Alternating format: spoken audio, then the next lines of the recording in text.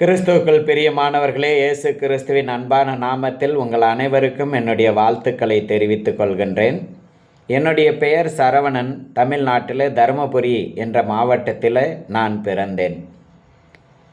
தென்னிந்தியாவின் வட இந்தியா என்று அழைக்கப்படும் தருமபுரி மாவட்டம் பொருளாதார ரீதியாகவும் ஆவிக்குரிய நிலையிலும் மிகவும் பின்தங்கிய ஒரு மாவட்டமாக இருந்தது. இது வறண்ட நிலமாகவும் இருண்ட இடமாகவும் விளங்கி வருகிறது. இயேசு என்று ஒரு கடவுள் இருக்கிறார் என்பதை எவரும் அறிந்திராத அவல நிலை கொண்ட ஒரு மாவட்டமாக இது திகழ்ந்து வந்தது. இந்த கிராமத்தை சுற்றிலும் பசுமையான விளை நிலங்கள் காணப்பட்டன. இந்த கிராமத்தில் இருந்து சுமார் 65 கிலோமீட்டர் தூரத்தில் அடர்ந்த சந்தன மர காடுகளும் ஒகேனக்கல் என்ற நீர்வீழ்ச்சியும் காணப்பட்டது.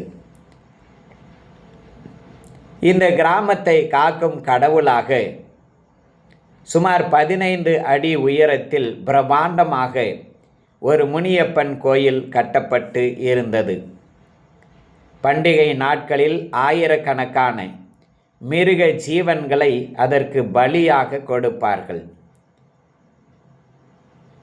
இரத்தம் ஆறாக ஓடும், அதற்குள்ளாக மக்கள் நடந்து போவார்கள்.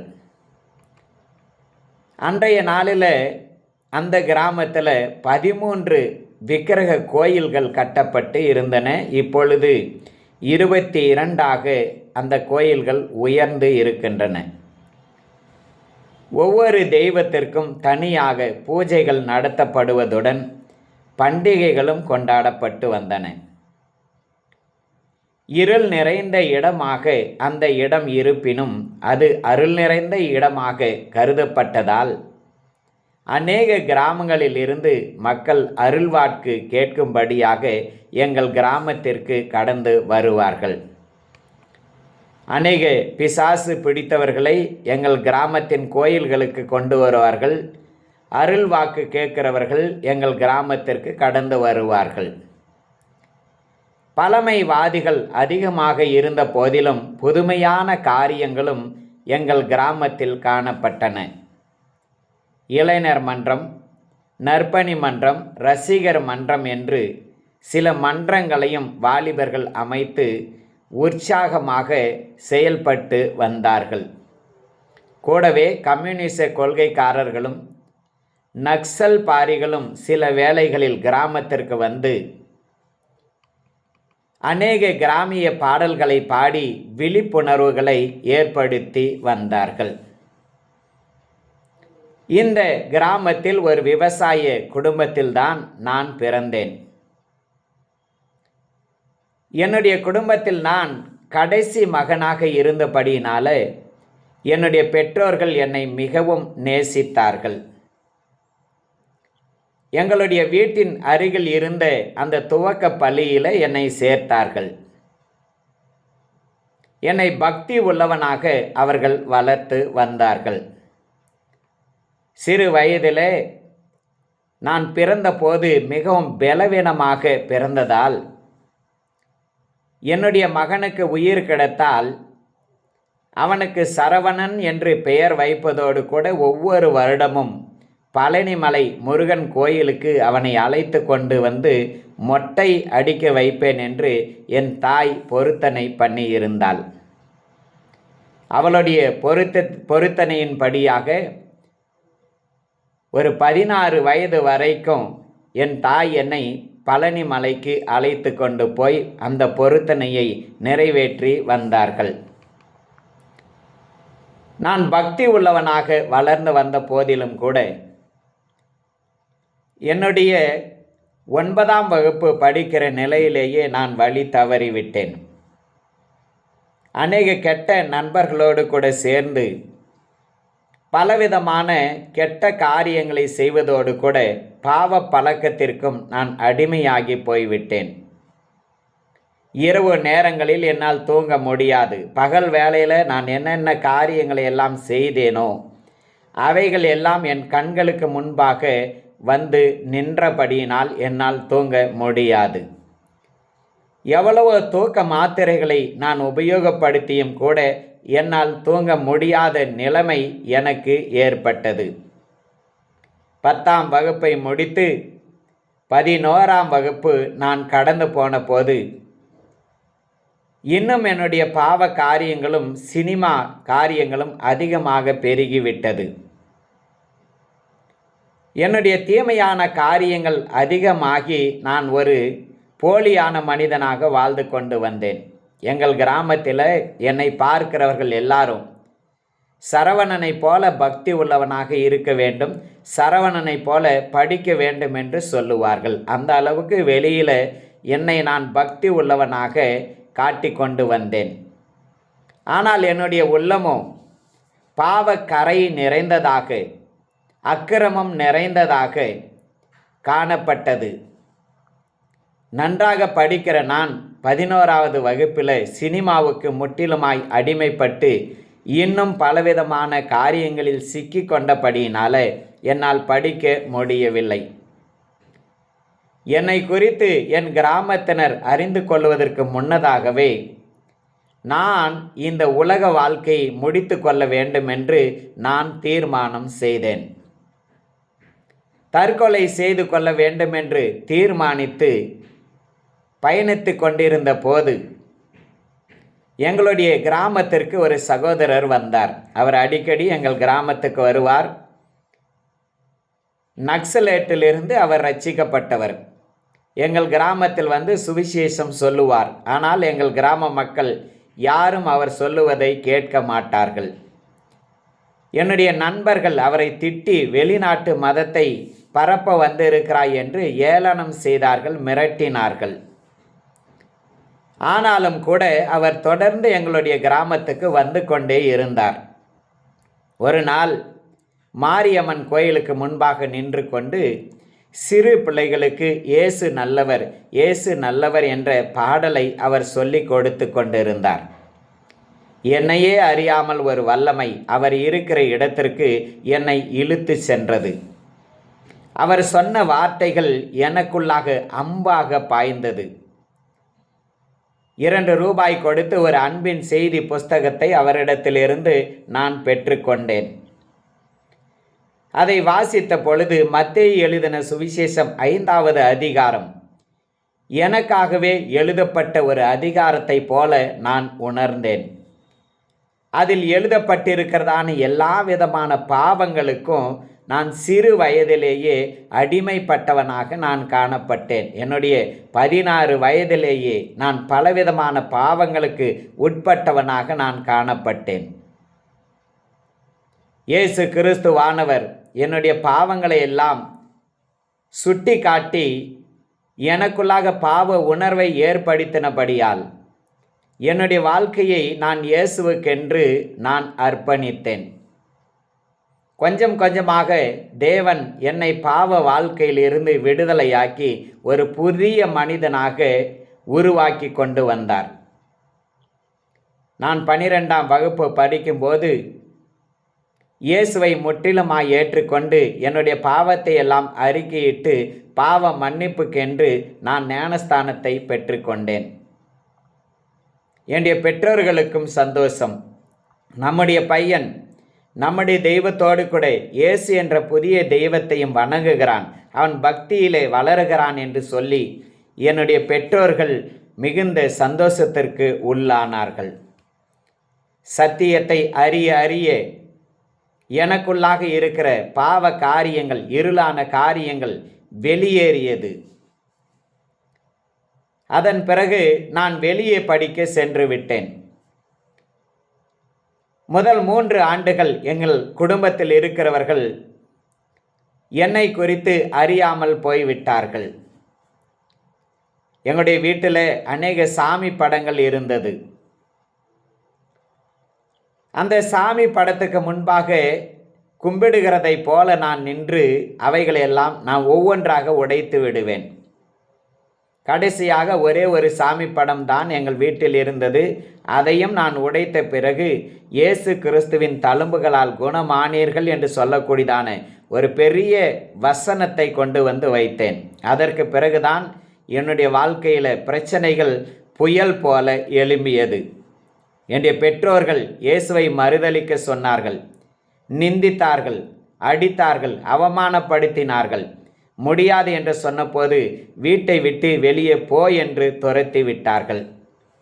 ஒன்றும் அறியாத அந்த சிறு வயதில் என்னுடைய பெற்றோர்களால் வெறுக்கப்பட்டு நான் வீட்டை விட்டு வெளியே போனேன். பெங்களூர் என்ற பட்டணத்தில் ஒரு ஹோட்டலில் வேலை செய்கிறதற்கு எனக்கு வேலை கிடைத்தது. இரவு 2 மணி வரைக்கும் அந்த ஹோட்டலில் நான் வேலை செய்வேன். 2 மணிக்கு பிறகு என்னால் தூங்க முடியாது. ஏனெனில் நான் அதிகமாக வேதத்தை வாசித்தேன், அதிகமாக ஜெபிக்கிறதற்கென்று நேரத்தை நான் ஒதுக்கினேன். அந்த ஹோட்டல் எனக்கு ஒரு வேதாகம கலாசாலையாகவே மாறிவிட்டது, ஒரு ஜெப அறையாகவே மாறிவிட்டது. சத்தியத்தை அறிகிற அறிவினால் கடவுள் என்னை நிரப்பினார். ஒரு நாள் எங்கள் கிராமத்தை சேர்ந்த ஒருவர் அந்த ஹோட்டலுக்கு கடந்து வந்தார். என்னை பார்த்து விட்டார். உடனே அவரிடத்தில், எங்கள் குடும்பத்தாரிடத்தில் இந்த காரியத்தை சொல்ல வேண்டாம் என்று கேட்டுக்கொண்டேன். ஆனால் அவரோ உடனடியாக போய் என் பெற்றோர்களுக்கு நான் இருக்கிற இடத்தை குறித்து சொல்லிவிட்டார். உடனே என்னுடைய பெற்றோர்கள் என்னை எடுத்து கொண்டு போனார்கள். என்னுடைய இடுப்பில் மஞ்சள் துணியை கட்டினார்கள், என்னுடைய இடுப்பில் வேப்பிலையை கட்டினார்கள், தலையில் தீச்சட்டியை வைத்தார்கள். எங்கள் கிராமத்தில் இருக்கிற ஒவ்வொரு கோயிலுக்கு முன்பாகவும் என்னை நிறுத்தி கற்பூரம் கொளுத்த வைத்து தேங்காய் உடைக்க வைத்தார்கள். நீ இந்த தெய்வத்தை எல்லாம் வணங்க வேண்டும் என்று சொன்னார்கள். ஆனாலும் இவன் இயேசுவை மட்டுமே வணங்குகிறான், நம்முடைய தெய்வத்தை எல்லாம் தூசிக்கிறான் என்பதை அவர்கள் கண்டு கொண்டார்கள். கடைசியாக என்னுடைய மகன் நல்லவனாக இருந்தான், நன்றாக இருந்தான். ஆனால் யாரென்றே தெரியாத ஒரு புதிய மனிதன் வந்து என்னுடைய மகனுக்கு நல்ல காரியங்களை சொல்லிக் கொடுப்பதை போல நடித்து என் மகனை பைத்தியக்காரனாக மாற்றிவிட்டான். இப்படி என் தாய் அந்த ஊழிக்காரர் மேல் குற்றத்தை சுமத்தினார்கள். கிராமத்தில் இருக்கிற எல்லாரும் அவரை தேடி கண்டுபிடியுங்கள் என்று சொன்னபோது அவர் தலைமறைவாகிவிட்டார். நான் மட்டும் தனியாக எல்லாருடைய கைகளிலும் சிக்கிக்கொண்டேன். நல்லவனாக இருந்தவன் இப்போது பைத்தியமாக மாறி நிற்கிறானே, இந்த பைத்தியத்தை தெளிவிக்க என்ன செய்வது என்று எல்லாரும் கூடி பேசினார்கள். அப்படி பேசிய பொழுதுதான் இவனுக்கு ஒரு கால் கட்டு போட்டால் சரியாகிவிடும், அதாவது திருமணம் செய்தால் சரியாகிவிடும் என்று தீர்மானம் செய்தார்கள். என்னுடைய தாய் விரும்பியபடிக்கு ஒரு பெண்ணை பார்த்து எனக்கு திருமணம் செய்து வைத்தார்கள். நான் திருமணம் செய்து கொண்ட என்னுடைய மனைவியும் கூட திருமணத்திற்கு முன்னதாகவே இயேசுவை குறித்து கொஞ்சம் அறிந்து இருந்தாள். திருமணத்துக்கு பிறகு ஓராண்டுக்குள்ளாகவே இயேசுவின் அன்பை அவள் முற்றிலுமாக அறிந்து கொண்டாள். ஒரு நாள் இரவு முனியப்பனுக்கு படைத்த இறைச்சியை கொண்டு வந்து எங்களை சாப்பிடும்படிக்கு வற்புறுத்தினார்கள். முடியாது என்று சொன்ன உடனே இரவோடு இரவாக வீட்டை விட்டு வெளியேறுங்கள் என்று சொல்லிவிட்டார்கள். நலம் பலம் அறியாத சிறிய வயது, எங்கே போவது என்று தெரியாது. ஒரே ஒரு சூட்கேஸை எடுத்துக்கொண்டு இருவரும் இரவு 9 மணிக்கு வீட்டை விட்டு வெளியேறினோம். மாமியார் வீட்டிற்கு வந்தால் அடைக்கலம் கிடைக்கும் என்று ஒரு பெரிய நம்பிக்கையோடு கடந்து வந்தேன். ஆனால் அங்கும் என்னை ஏற்றுக்கொள்ள அவர்களுக்கு மனமில்லை. இயேசுவை மறுதலித்தால் மட்டுமே உனக்கு இடம் கொடுப்போம் என்று சொல்லிவிட்டார்கள். எங்களுடைய பரிதாப நிலைமையை அறிந்து கொண்ட அந்த கிராமத்தில் இருக்கதான ஒரு தாய் அவருடைய குடிசையை எங்களுக்கு கொடுத்தார். இந்த குடிசையில் நீங்கள் குடியிருங்கள். சுமார் 1 வருடம் அந்த கிராமத்தில் நாங்கள் இருந்தோம். எங்கள் வீட்டை கடந்து தான் எங்களுடைய மாமியார், எங்களுடைய மாமனார் எல்லாரும் போக வேண்டும். ஆனாலும் எங்களிடத்தில் அவர்கள் பேச மாட்டார்கள். 1 வருடம் அந்த கிராமத்தில் இருந்தோம். யாரும் இயேசுவை ஏற்றுக்கொள்ளவில்லை. ஆனால் எங்களை குறித்து அவர்கள் எல்லாருமே நல்ல சாட்சியை கொடுத்தார்கள். அந்த பகுதியில் இருக்கிற எல்லாருக்கும் இயேசுவின் அன்பை சொல்லுகிறதுக்கு தேவன் உதவி செய்தார். இருவரும் ஒரு கம்பெனியில் வேலை செய்து கொண்டே நேரம் கிடைக்கிற வேலையிலெல்லாம் சுவிசேஷத்தை சொல்லும், அநேகரை கிறிஸ்துவனை கொண்டு வந்தோம், அநேக ஆத்துமாக்களை ஆதாயப்படுத்தினோம், ஆராதனையை கூட நடத்துகிறதுக்கு ஆண்டவர் உதவி செய்தார். நான் ஒரு ஆசிரியனாக வேண்டும் என்று சிறு வயதிலிருந்தே நான் நினைத்திருந்தேன். ஆகவே நான் விரும்பி அதற்காக நான் படித்தேன். எப்படியாகிலும் ஆசிரியர் பணியை பெற்றுவிட வேண்டும் என்று நான் முழுவதுமாக முயற்சி செய்த அந்த வேளையில் நண்பர் சுவிசேஷ ஜெபக்குழுவை சேர்ந்தவர்கள், நீ மிஷனரியாக வா என்று அழைப்பு கொடுத்தார்கள். உடனே என்னால் முடியாது என்று நான் சொல்லிவிட்டேன். ஏனெனில் மிஷினரி ஊழியம் என்பது மிகவும் கடினமான ஒரு ஊழியம். சாப்பிடுகிறது கூட ஒன்றும் கிடைக்காது. எனக்கு சுவிசேஷத்தை சொன்னவரோடு கூட நான் சேர்ந்து பல கிராமங்களில் சுற்றி திரிந்து இருக்கிறேன். சாப்பிடுகிறதுக்கு ஒன்றும் கிடையாது, போடுகிறதுக்கு ஒன்றும் கிடையாது. ஆகவே நான் பணத்தை கொடுத்து விடுகிறேன், மிஷினரி ஆக மாட்டேன் என்று உறுதியாக நான் சொல்லிவிட்டேன். ஆண்டவர் என்னோடு கூட பேச ஆரம்பித்தார். உன்னை நான் மனுஷரை பிடிக்கிறவன் ஆக்குவேன் என்று ஆண்டவர் என்னோடு பேச ஆரம்பித்தார். அந்த சத்தம் தொடர்ந்து என்னுடைய செவிகளில் தொனித்து கொண்டே இருந்தது. அந்த சத்தத்தை விட்டு எப்படியாகிலும் விடுதலை பெற வேண்டும் என்று நான் முயற்சித்தேன். ஆனாலும் முடியவில்லை. எப்பொழுதும் அந்த சத்தம் என் செவிகளில் ரீங்காரமிட்டு கொண்டே இருந்தது. உன்னை நான் மனுஷரை பிடிக்கிறவனாக்குவேன், உன்னை நான் மனுஷரை பிடிக்கிறவனாக்குவேன். அந்த சத்தத்தை கேட்கக்கூடாது என்று பல முறை நான் முயற்சித்தேன். ஆனால் தொடர்ந்து அந்த சத்தம் என் செவிகளில் தொனித்து கொண்டே இருந்தது. கடைசியாக வதம்பாச்சேரி என்ற இடத்துல நான் ஒரு நேர்முக காணலுக்கு நான் சென்றிருந்தேன். அந்த இன்டர்வியூவை முடித்து நான் வெளியே வந்த பிறகு ஆண்டவர் என்னோடு கூட பேச ஆரம்பித்தார். உலக பிரகாரமான வேலையை செய்வாயா அல்லது என்னுடைய ஊழியத்தை செய்வாயா? உனக்கு உலகத்தின் மகிமை வேண்டுமா, நான் உனக்கு கொடுக்கிற மகிமை வேண்டுமா? இப்படி ஆண்டவர் அந்த வாசலில் என்னோடு கூட பேசினார். என் கண்களில் இருந்து கண்ணீர் தாரை தாரையாக வழிந்தது. என்னுடைய கைகளில் இருந்த சான்றிதழ்களை நான் இரண்டாக கிழித்தேன். இந்த சான்றிதழ் இருந்தால்தானே வேலைக்கு போக வேண்டும் என்ற ஆசை ஏற்படுகிறது. ஆகவே இது வேண்டாம் என்று சொல்லி அவைகளை கிழித்தேன். கிழித்த பிறகு ஊழியத்துக்கென்று எங்களை முற்றிலுமாக நாங்கள் அர்ப்பணித்தோம். அடுத்து ஆண்டவரிடத்தில் நான் சொன்னேன், ஆண்டவரே, ஒரு ஆசிரியனாக மாற வேண்டும் என்பது மட்டுமே என்னுடைய விருப்பமாக இருந்தது. அதையும் நீர் தடுத்து விட்டீர். ஆனால் இப்போது நான் ஒரு வேதாகம கல்லூரிக்கு போக வேண்டும், வேதத்தை இன்னும் தெளிவாக அறிந்து கொள்ள வேண்டும். வேதாகம கல்லூரிக்கு போகாமல் நான் ஊழியத்தை செய்ய மாட்டேன் என்று ஆண்டவரிடத்தில் நான் உறுதியாக சொன்னேன்.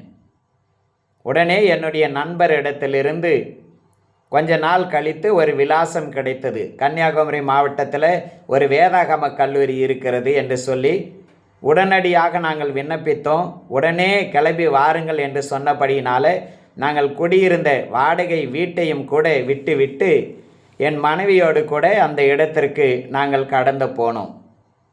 அங்கே போன பிறகு அப்படி ஒரு வேதாகம கல்லூரி இல்லாமல் இருப்பதை கண்டு நாங்கள் ஏமாற்றம் அடைந்தோம். அப்போது தான் ஆண்டவர் என்னோடு கூட பேச ஆரம்பித்தார். உன்னை நான் தான் இங்கு கொண்டு வந்திருக்கிறேன், நீ திரும்பி போகக்கூடாது, அநேக காரியங்களை நான் இங்கு உனக்கு கற்றுக் கொடுப்பேன் என்று ஆண்டவர் தெளிவாக பேசினார். தேவ சத்தத்துக்கு கீழ்ப்படிந்து தொடர்ந்து அந்த இடத்துல இருக்கிறதற்கு எங்களை நாங்கள் ஒப்பு கொடுத்தோம். அங்கு எங்களுக்கு ஒரு வீட்டை கொடுத்தார்கள். அந்த இடத்துல நாங்கள் ஊழியத்தை செய்து கொண்டு வந்தோம். பரிசுத்த ஆவியின் அனுபவம் எனக்கு இல்லாமல் இருந்தது. அந்த கன்னியாகுமரி மாவட்டத்திற்கு போன பிறகு தேவன் என்னை அந்த பரிசுத்த ஆவியின் அனுபவத்துக்கு நேராக நடத்தினார். இன்னும் ஆண்டவர் என்னை ஆழமான சத்தியத்திற்குள்ளாக நடத்தினார். என்னுடைய ஜெப வாழ்க்கையில் பெரிய மாற்றங்கள் உண்டானது. யாரென்றே தெரியாது. வெடியர் காலையில் வந்து கதவை தட்டுவார்கள். தட்டி இந்த பணத்தை ஆண்டவர் உங்களுக்கு கொடுக்க சொல்லுகிறார் என்று சொல்லி கையில் பணத்தை கொடுத்து விட்டு போவார்கள். விசுவாச வாழ்க்கையை ஆண்டவர் அந்த இடத்தில்தான் எங்களுக்கு கற்றுக் கொடுத்தார்.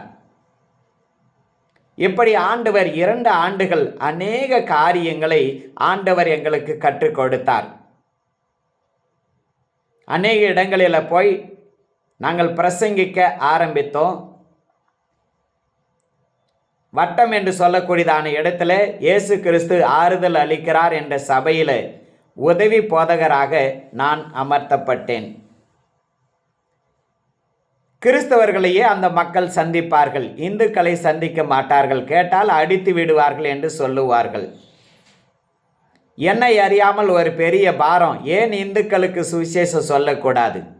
நான் தனியாக அங்கு இருக்கத்தான் இந்துக்களை சந்திக்க அல்லது கத்தோலிக்க கிறிஸ்தவர்களை சந்திக்க கடந்து போனேன். அங்கு போய் சுவிசேஷத்தை சொன்னால் யாரும் ஏற்றுக்கொள்ளவில்லை. நீ சொல்லுகிற வசனங்கள் எல்லாம் எங்களுக்கு தெரியும், நாங்கள் பிறவி கிறிஸ்தவர்கள், ஆகவே சொல்ல வேண்டாம் என்று சொல்லிவிட்டார்கள். மிகவும் நான் கஷ்டப்பட்டேன். ஆண்டவர் எனக்குள்ளாக ஒரு பெரிய பாரத்தை வைத்தார். ஒரு பெரிய ஜெப ஆவியை ஊட்டி இருந்தார். இரவு 9 மணியிலிருந்து காலை 5 மணி வரைக்கும் நேர் முழங்காலில் நின்று கதறுகிற ஒரு அனுபவத்தை ஆண்டவர் எனக்குள்ளாக சில மாதங்கள் கொடுத்திருந்தார். அந்த மக்களை நினைத்து நினைத்து நான் கதறுவேன்.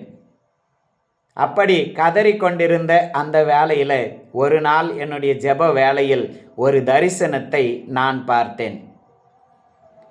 அந்த தரிசனத்தில் ஒரு பெரிய அரண்மனை காணப்பட்டது. அந்த அரண்மனைக்கு முன்னதாக தோளில் ஒரு கோலை வைத்து கொண்டு நான் நடந்து போனேன். எனக்கு பின்னாக ஒரு திரள் கூட்டம் வருவதைப் போல அந்த தரிசனம் இருந்தது. அந்த தரிசனத்துக்கு பிறகு ஆண்டவர் என்னோடு கூட பேசினார். யாரை நான் அனுப்புவேன், நமது காரியமாய் யார் போவான் என்று ஆண்டவர் என்னோடு கூட தெளிவாக பேசினார். ஏசாயா தீர்க்க தரிசன புஸ்தகம் 6வது அதிகாரத்தின் 8வது வசனம் எனக்குள்ளாக கிரியை செய்ய ஆரம்பித்தபடியினால, ஆண்டவரே, என்னை நான் ஊழியத்துக்கென்று ஒப்பு கொடுக்கிறேன் என்று சொல்லி அங்கு முழுவதுமாக தேவ பணிக்கென்று என்னை ஒப்பு கொடுத்தேன். ஆனால் நான் தரிசனத்தில் பார்த்த அந்த இடத்தை எப்படியாகிலும் கண்டுபிடிக்க வேண்டும் என்று நான் முயற்சி செய்தேன்.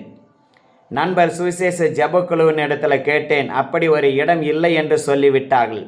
வசந்த் எட்வர்டு குழுவினரோடு கூட நான் பேசினேன். அந்தமான் தீவு, அங்கும் அப்படிப்பட்ட ஒரு இடம் இல்லை என்று சொல்லிவிட்டார்கள். கடைசியாக அல்போன்சா என்று சொல்லக்கூடியதான ஒரு சகோதரி சொன்ன ஆலோசனையின் பேரில் அந்த தரிசனத்தை தெளிவாக எழுதி ஜெம்ஸுக்கு நான் விண்ணப்பித்தேன்.